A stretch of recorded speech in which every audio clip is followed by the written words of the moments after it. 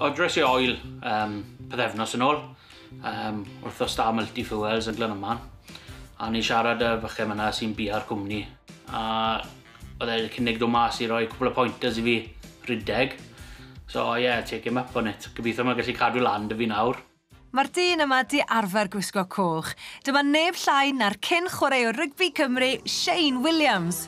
I ffwrdd â nhw gan ddilyn cynllun cadw FFIT Cymru.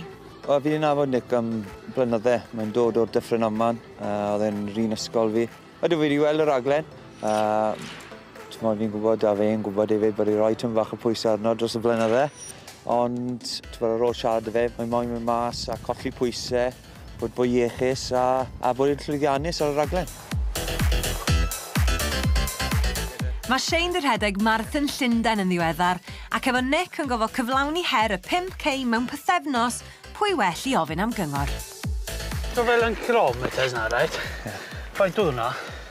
Oedd o'n bwthdi kilometr. Oedd 0.81 miles.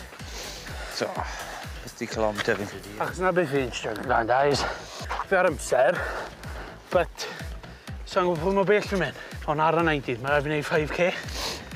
And I will do it, fi'n gwybod na fi fe. OK, fi'n dytu. But I was wondering how fast I should aim for, ti'n bod?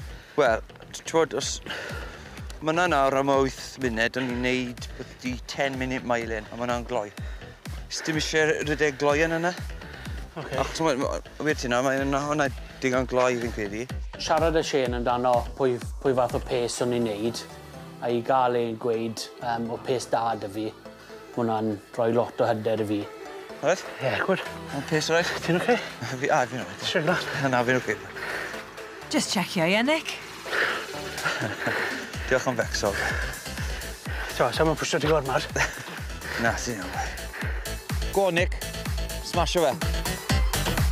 Ac ydy Nick wedi smasho hi wythnos yma tybed?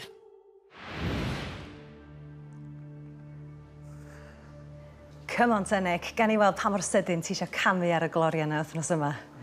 Sa'n gwybod sy'n moyn. Ti'n hwnna, pob lwc. Diolch. Wythnos diwetha, Nick, oedd y tîm pwyso 16 stôn ag 8 pwys, a dy dargedu oedd i golli 3 phwys. Wythnos yma, tîm pwyso